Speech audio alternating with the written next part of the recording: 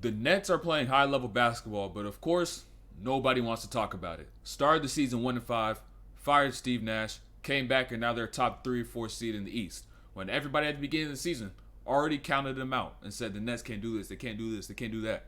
But now look at them. Nobody talking about it no more. But that's what we're here to do today. We're about to talk about it. The Brooklyn Nets, Milwaukee Bucks hidden highlights. 2 things I noticed from this game was the transformation of Ben Simmons and Kevin Durant from the start of the season. So first, we're going to take a look at Kevin Durant. And if you like these videos, make sure you subscribe, like, turn on those notifications. Posting every day, posting daily. And let's get straight to it. 25 seasons. Now this play by Ben, off the rip, Ben's starting to get his confidence back.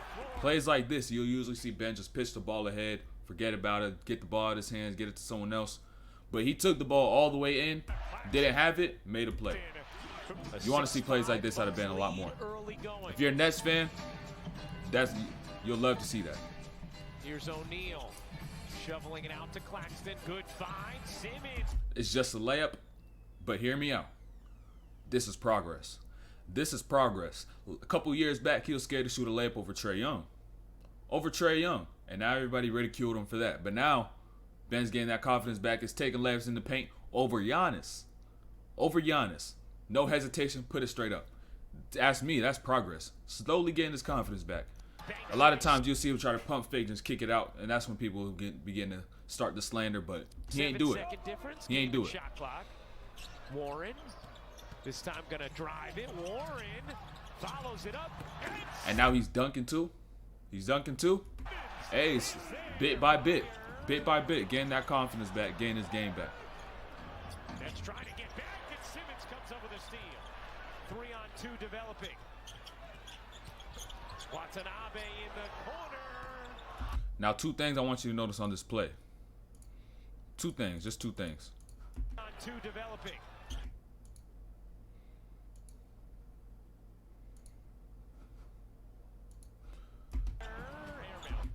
As soon as Ben starts to backpedal and get back on defense, he's watching Drew Holiday the whole time.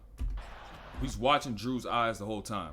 Now, Drew takes his glance over here. He takes his glance left right quick, sees Carter running along this sideline. Keeps his head turned, makes that pass not knowing that Ben is reading him the whole time. And decides to load up that pass, gives Ben enough time to find where the ball is going, get a hand on it, and get that steal. Let's try to get back, and Simmons comes up. But here is where I want to see Ben Simmons take that next level and take his confidence to the next level is by attacking Portis in the situation.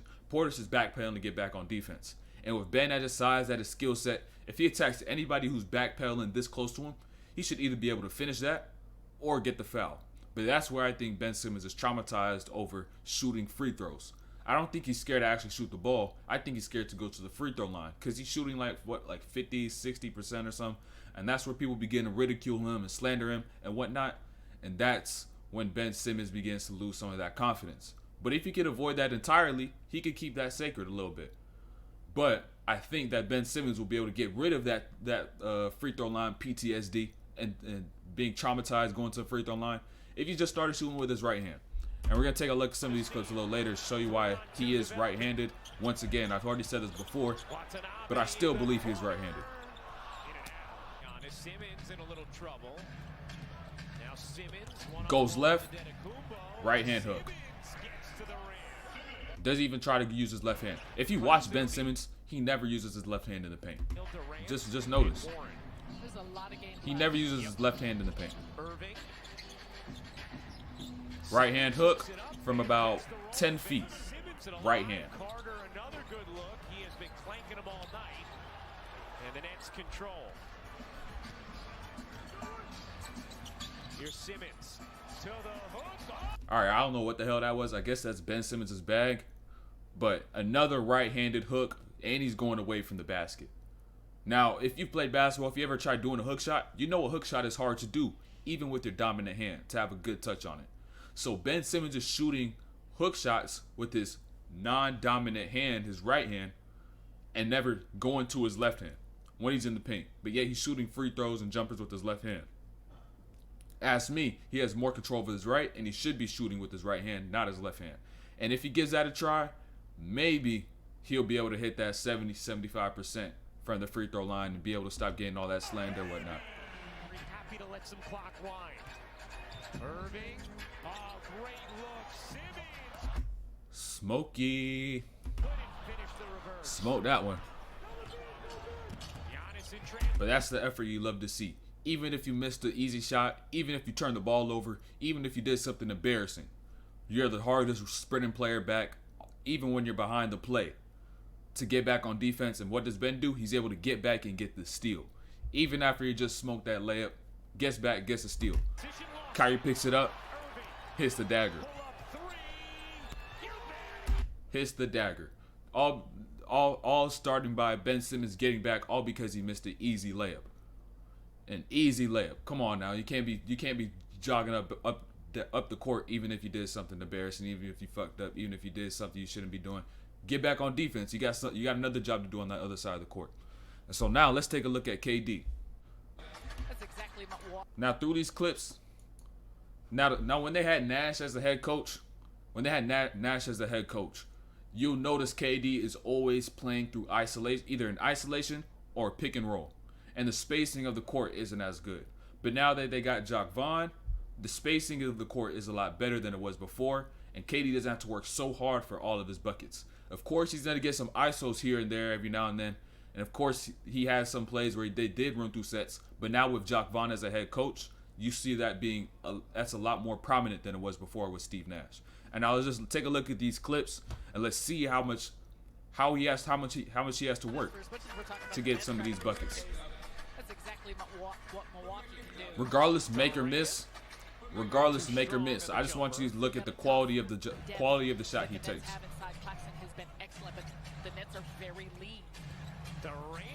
All these are makeable shots, easy shots that KD could obviously hit.